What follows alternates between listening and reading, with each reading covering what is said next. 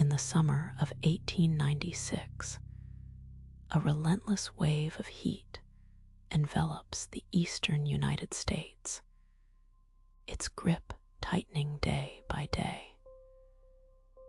For 10 straight days, New York City swelters as temperatures soar above 100 degrees.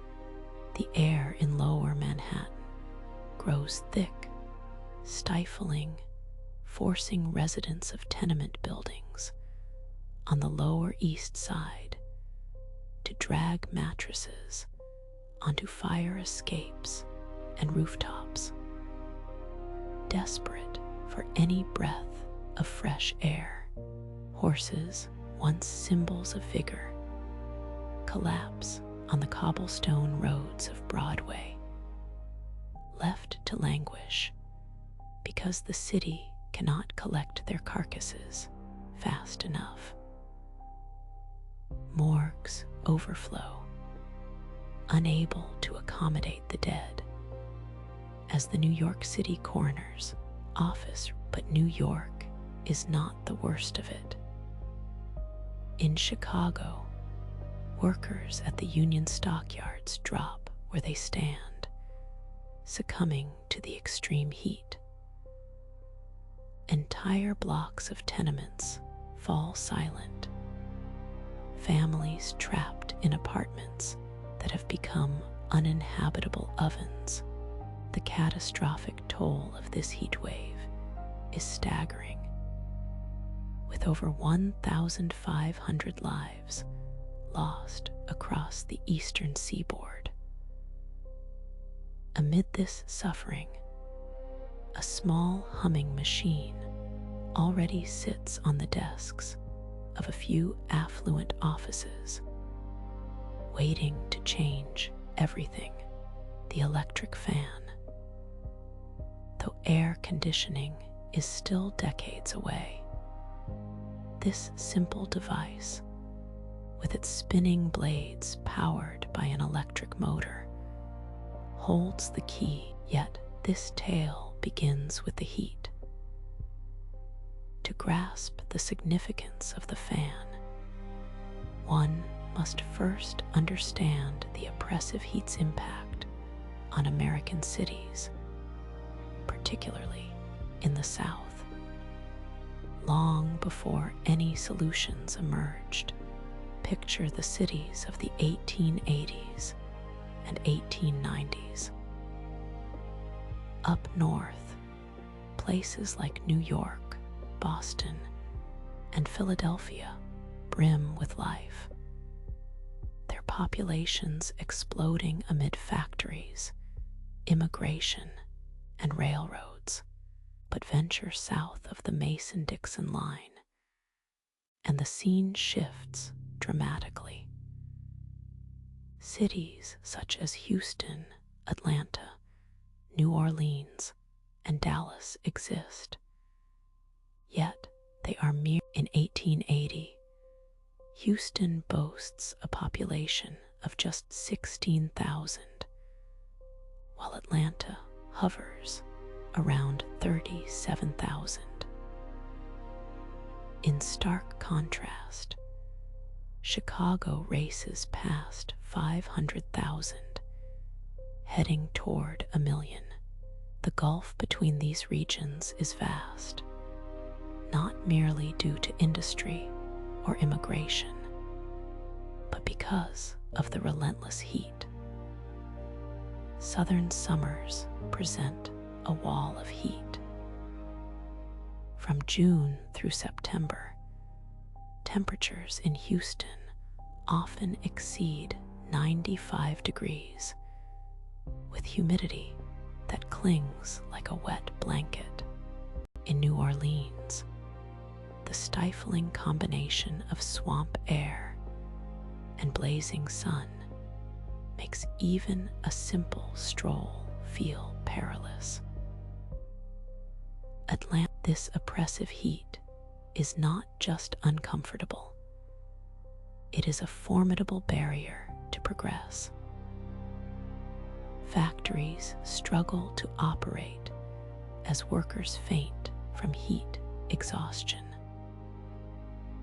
Offices shudder during the sweltering afternoons when temperatures inside brick buildings soar past 105 degrees. Merchants close their shops, courts curtail their sessions, and state legislatures in Austin and Baton Rouge adjourn for the summer, unable to function in unbearable heat. Entire governments cease to operate because they're built. People adapt to survive, and these adaptations reshape the southern landscape.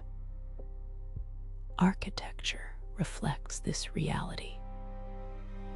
The shotgun house, long and narrow, emerges not as a design choice, but as a survival strategy, allowing breezes to flow through each room in a straight line. The dog-trot cabin, common in rural Alabama, Mississippi, and Georgia, consists of 2 rooms linked by a breezeway. Screened-in sleeping porches become standard in middle-class homes, providing a respite from the scorching indoor heat. In cities like Savannah and Charleston, the piazza, a long porch spanning the house, becomes a defining feature, deliberately designed to catch any breeze drifting in from the coast. Even city planning responds to the heat. Streets in older southern cities are wider, facilitating air circulation. Public squares and parks serve not just as aesthetics, but as vital ventilation strategies. With trees, daily life bends around the heat's relentless grip. Agricultural work begins at dawn and ceases by midday. In urban areas, offices and shops operate on split schedules, closing during the hottest hours only to reopen in the evening. Social life thrives after dark, on porches and in town squares, where the evening air finally cools. The rhythm of southern life is dictated by an unforgiving truth. The heat reigns supreme, and humanity must learn to navigate its oppressive existence. However, this adaptation comes at a price. Southern cities struggle to grow as their northern counterparts flourish. The heat stifles the construction of dense urban centers, attracting investment from the north proves difficult when half the workforce becomes incapacitated by heat illness during the summer months. The South remains trapped, rich in culture and beauty, yet unable to compete with the industrial might of the North. For a time, it seems the South's fate is sealed. Agricultural, slow-paced, and bound by the limitations of its climate, the region appears destined to remain this way. Northern newspapers depict the southern heat as an immutable condition, a permanent barrier shaping the economy and temperament of the region. But this status quo will soon. In 1882, a breakthrough emerges from a small workshop connected to the Crocker and Curtis Electric Motor Company in New York City. A 22-year-old engineer named Schuyler Scotts Wheeler is on the brink of revolution. He is not trying to save cities. He is simply addressing a problem with a motor. Wheeler, immersed in his work at Crocker and Curtis, strives to make electric motors smaller and more practical for industrial use. One day, he attaches 2 spinning blades to a small electric. Wheeler's creation lacks safety features. A bare motor with exposed blades, whipping air on a tabletop. It appears almost dangerous. Yet, in a stifling Manhattan office in August, the ability to move air outweighs concerns for safety. He names it a desk fan. The Crocker and Curtis Company sells a few to businesses, primarily banks and law offices, were partners in 1882. This electric fan is little more than a rich man's toy, a curiosity sitting on the polished desks of affluent bank presidents, while the rest of the city endures the oppressive heat. If this story ended here, Wheeler's contribution would fade into obscurity.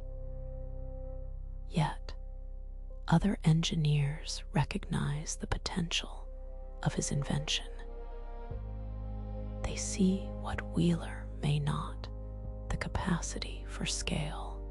The 1890s, a golden age for American manufacturing, become the perfect. Westinghouse leaps into the fray, harnessing their alternating current motor technology to craft fans that thrive on the burgeoning AC power grids sweeping through the Midwest and South.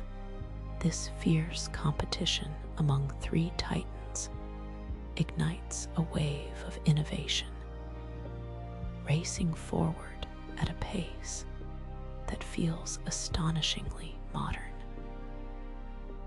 In 1894, Emerson unveils the first oscillating fan, ingeniously allowing the motor to rotate the entire fan head back and forth.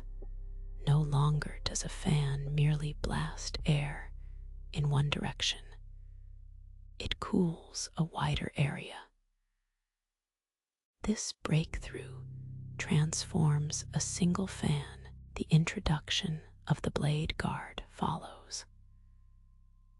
Early fans, like Wheeler's original design, feature dangerously exposed spinning blades, forcing users to set them on desks with caution. Then General Electric steps in during the late 1890s, adding wire cages around the blades. This simple enhancement opens the door to a new market. Suddenly, electric fans become safe for homes, with children, schools, and hospitals. The blade guard doesn't enhance performance, it democratizes access. Prices begin to fall, triggering a historical shift. In 1895, a decent electric fan costs between $25 and $40. By 1912, Emerson advertises fans for under $10. In the early 1920s, a working-class family in Birmingham or Memphis can step into a hardware store and purchase a reliable oscillating fan for $5 or $6. It's still a significant expense, but attainable. Families can save for a couple of weeks to buy one. This seemingly minor decision carries monumental weight. Over the next 2 decades, a story unfolds, largely overlooked, yet it reshapes the entire country. The electric fan transitions from a luxury item in a Manhattan bank office to a mass market appliance. Cooling kitchens, bedrooms, factory floors, and store production numbers reveal the transformation. In 1900, American factories churn out roughly 500,000 electric fans. By 1910, the tally surpasses 2 million. By 1920, annual production reaches approximately 4.5 million units. Fans flood into American homes, rivaled only by the light bulb in popularity. Yet, a crucial detail remains obscured. Sales are not evenly distributed across the nation. The South, the region most in need, is purchasing fans at a remarkable pace. Cities long burdened by oppressed hardware stores in Houston, Atlanta, New Orleans, Dallas, and Jacksonville struggle to keep fans in stock come spring. Sears Roebuck catalogs prominently feature electric fans, reaching rural communities across the Deep South. For the first time, a family in rural Mississippi or a shopkeeper in Galveston has a way to combat the heat without drastically altering their lives. The very simplicity and affordability that fueled the electric fan's success. But before the fan can alter an entire region, it must first transform the smaller, intimate spaces. Visualize a textile mill in Charlotte, North Carolina, around 1910. It's July. The brick building, 2 stories tall, offers no insulation and houses 150 workers operating looms and spindles, generating heat on top of the sweltering summer sun. Before electric fans, factories like this one ran on a skeleton crew from June through September. Workers couldn't endure full shifts as the indoor temperature soared beyond 110 degrees by midday. Production plummets by as much as 40% during peak summer. The oppressed, then a pivotal change occurs. Someone bolts a row of 20-inch oscillating fans to the ceiling beams. The transformation is immediate and profound. Workers endure longer shifts, and production numbers recover toward their spring and fall levels. Heat-related collapses decline sharply. The fans don't truly cool the air, they merely circulate it, creating a breeze that accelerates the evaporation of sweat. In that relentless heat, a fan can make 100 degrees feel like 85 degrees. That critical 15 degrees difference. Word spreads like wildfire. By 1915, factories across the Piedmont region of the Carolinas, through Georgia's textile belt, and into the industrial zones of Birmingham, Alabama, are installing banks of electric fans on their floors. Cotton mills, steel plants, furniture shops, and printing operations recognize that if they want their workers to endure the southern summer, they must invest in fans. It becomes a necessity. Department stores in downtown Atlanta and Houston adopt a clever strategy, advertising their fans as a reason to visit. Signs in storefront windows along Peachtree Street announce, "Cooled by electric fans," in bold letters. Meanwhile, the Foley Brothers department store in Houston promotes the same message through newspaper ads. The message is clear. Step inside. It's better in here than out there. Movie theaters take this concept even further. In the 1910s and 1920s, theater owners discover that electric fans, the Majestic Theater in Dallas and the Singer Theater in New Orleans, install massive fan systems, pulling air over blocks of ice and sending a cool breeze into the auditorium.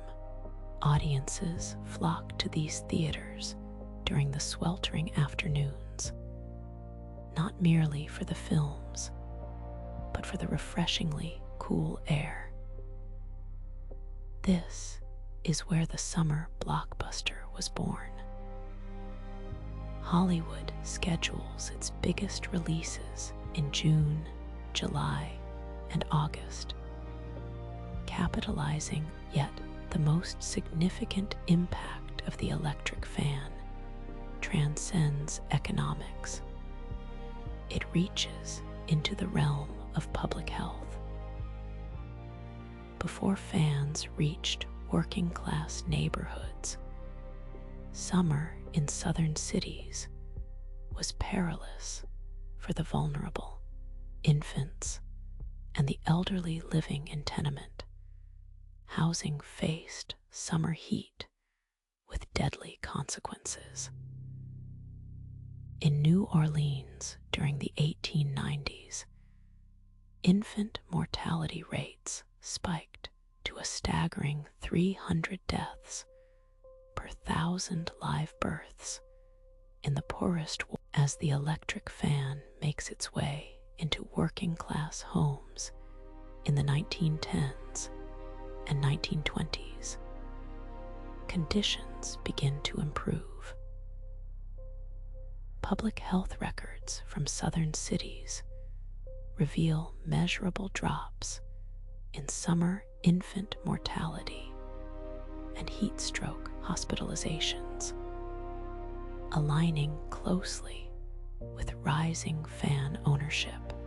A modest $5 fan from a Sears catalog couldn't eradicate systemic poverty, but it could save a baby from a sweltering August. The fan's influence continues to expand.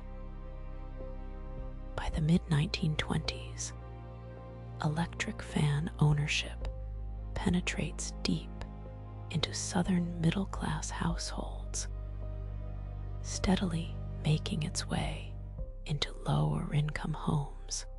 This shift alters experiences that are difficult to quantify. Summer evenings in Savannah or San Antonio transform.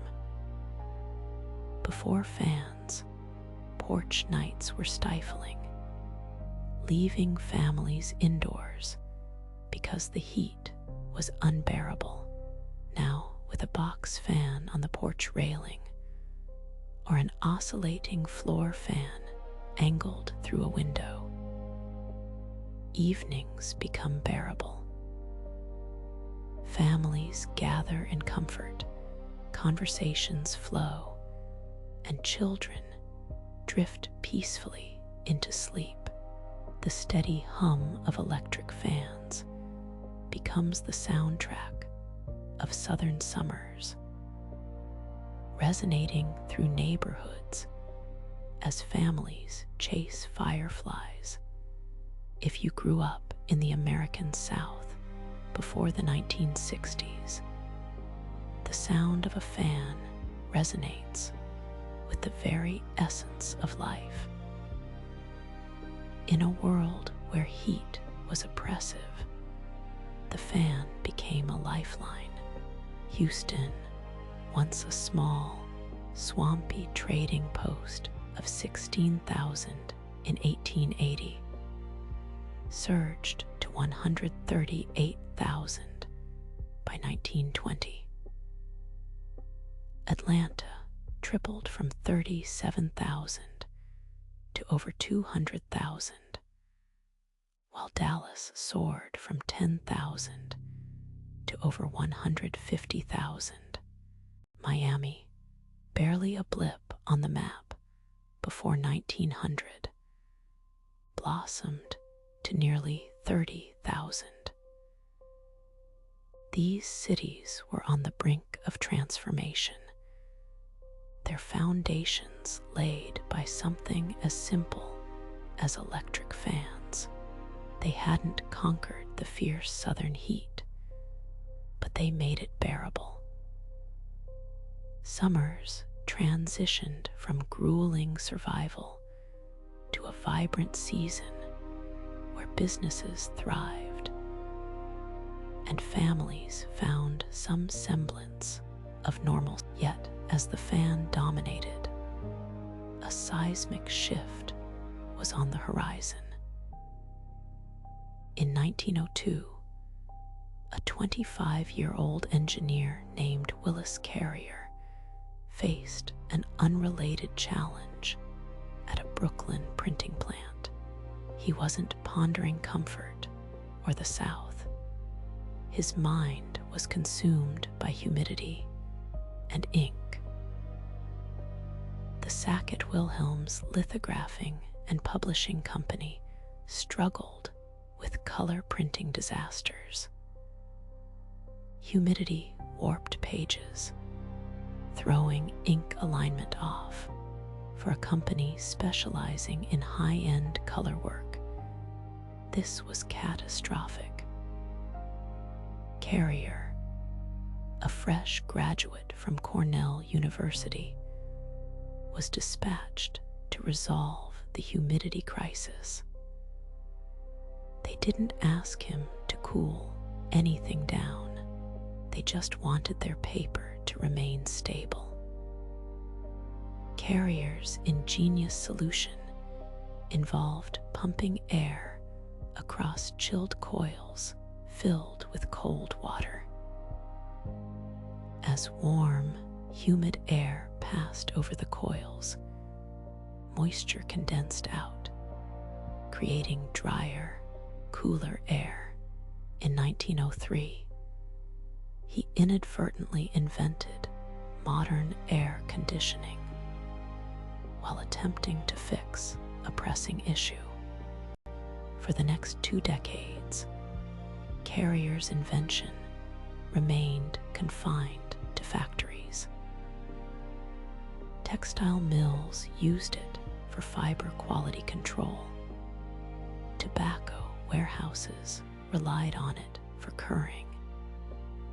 And pharmaceutical companies needed stable production environments. Air conditioning was a luxurious industrial tool, expensive. The electric fan could breathe easy for a time. But the first crack in its reign appeared in the 1920s. Carrier began to shift his focus to public spaces. In 1925, the Rivoli Theater on Broadway became a pioneer, installing a Carrier air conditioning system, and the results were astonishing. Audiences flocked to the theater not for the film, but for the refreshing cold air that enveloped them. Lines formed around the block in the sweltering July heat. Other theaters quickly followed suit, and soon department stores began to take notice. The Carrier Engineering Corporation marketed air conditioning as a tool to draw in crowds, transforming the retail and entertainment landscape. Yet, this was still commercial air conditioning, massive systems for large buildings. By 1930, the average American household was still reliant on the trusty electric fans that had served them well for decades. A window fan, a desk fan, perhaps an oscillating floor model in the living room was the norm. Air conditioning remained a privilege experienced in theaters and downtown department stores. Far from as the world emerged from the shadows of conflict, innovation surged, and the landscape of comfort shifted. The demand for air conditioning in homes began to swell. The dreams of a cool retreat from the oppressive heat were no longer reserved for public spaces. The need for personal comfort became paramount, and manufacturers rose to the occasion, developing technology that would soon be accessible to the average American family. The era of the electric fan was nearing its twilight as the promise of air conditioning beckoned, offering a new kind of relief and a revolutionary way of life. The fan's reign was coming to an end. The post-war economic boom of the late 1940s and 1950s brought a revolution in comfort. Air conditioning, once a luxury, became small and affordable for the average family. Companies like Carrier, Fetters, and Frigidaire unleashed compact window-mounted units, transforming living spaces. In 1947, only 43,000 window units were sold nationwide. But by 1953, that figure surged to over 1 million annually. By 1955, production soared to nearly 2 million units a year. Prices plummeted from $350, equivalent to $3,500 today, to around $200, making these as air conditioning took hold. It shifted culture profoundly. No longer were homes designed for the gentle breeze of electric fans that complemented open windows and screened porches. Instead, air conditioning sealed houses shut, closing windows and shrinking porches to mere memories. Features that had defined Southern homes for over a century, the sleeping porch, wide piazzas, and breezeways, became obsolete. Builders in booming suburbs like Houston, Dallas, Atlanta, and Phoenix abandoned these designs. Why include a sleeping porch when every bedroom could have a window unit? The architectural landscape of the South, with air conditioning drawing families inside, porches emptied. Streets that once thrived with laughter and conversation fell silent. Neighbors who had gathered on summer evenings now reclined in cooled living rooms, glued to new television sets that entered homes alongside the window units. This transformation was swift and jarring. Within a generation, Southern domestic life, which had flourished for over a century, rewired itself around this new technology. By 1960, over 12% of American homes were equipped with air conditioning. By 1970, this number climbed to over 35%. By 1980, the influence of air conditioning extended beyond individual homes. It enabled the Sunbelt migration, enticing millions from the Northeast and Midwest to seek refuge in Houston, Phoenix, and Miami. Affordable housing, lower taxes, and thriving job markets combined with climate-controlled comfort, leading to a population boom in the South and Southwest throughout the 1960s, 70s, and 80s. This demographic shift altered political landscapes, redrawing the electoral map of the United States. A transformation rooted in the innovations of Willis Carrier, who, with an audacious fix to a printing press in 1902, changed the course of American life, just as the electric fan seemed destined for extinction. Another shift loomed on the horizon. In October of 1973, the Organization of Arab Petroleum Exporting Countries declared an oil embargo against the United States. Energy prices soared, gas stations ran dry, and soaring electricity bills left many reeling. Power companies in Texas and Florida urged customers to raise their thermostats, while cities grappled with rolling blackouts.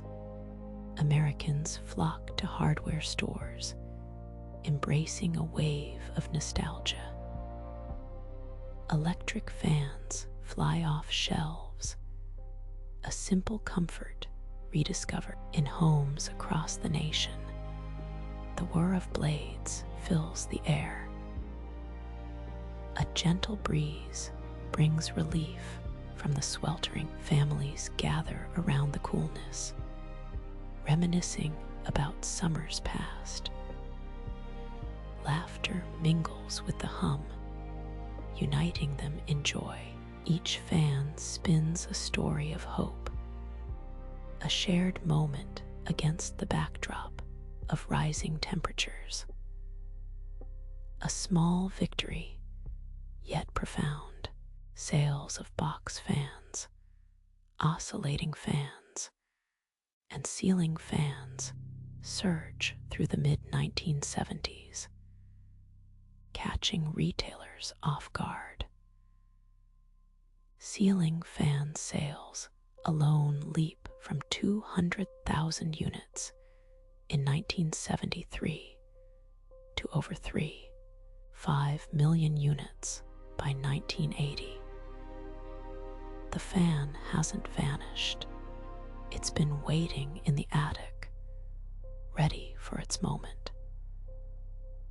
This pattern replays during the energy spikes of the early 2000s and again during the relentless heat waves and grid failures of the 2010s and 2020s, when the Texas power grid buckles under a massive heat wave and rolling blackouts sweep through the southeast. The fan returns. When electricity bills in Phoenix soar past $400 a month in summer, the fan is there once more. The numbers unveil a story often overlooked. Even in an era where air conditioning reigns supreme, the electric fan never stops selling. The United States alone moves over 100 million fans each year, while globally, the figure approaches 500 million. Ceiling fans, box fans, tower fans, desk fans, industrial fans. They inhabit bedrooms, kitchens, server rooms, warehouses, hospital wards, and classrooms on every continent. The electric fan stands as one of the most produced appliances in human history. A silent air conditioning is a marvel of engineering, reshaping the American map, shifting political power, and building the modern Sun Belt. No one disputes its significance. Yet, air conditioning hinges on compressors, refrigerants, and enormous electricity demands. It requires a functioning power grid, a stable supply chain, and consumers who can shoulder the monthly bills. When any part of this system falters, air conditioning fails. In contrast, the fan needs only a plug and a motor in places where those basics are all people possess. The fan continues its age-old duty. It keeps lives alive through the heat, not in luxurious comfort, but in a functioning state, enabling sleep. American history often credits air conditioning for its transformative impact. The Sun Belt story, population migrations, and the economic rise of the South. And rightly so, but the chapter prior to air conditioning, the 40 or 50 years when the electric fan stood as the sole barrier against summer shutdown in southern cities, deserves recognition. It shouldn't be overlooked. The city skylines of Houston, Atlanta, Dallas, Miami, and Phoenix didn't originate with air conditioning. That innovation arrived after the groundwork was laid. Offices opened, factories began running, families moved in, and populations swelled, all because a $15 machine spun on a desk. The electric fan didn't conquer the heat. It merely held the door open until something larger arrived. And when that larger solution falters, when the grid fails, the compressor halts, and silence envelops the hottest night of the year.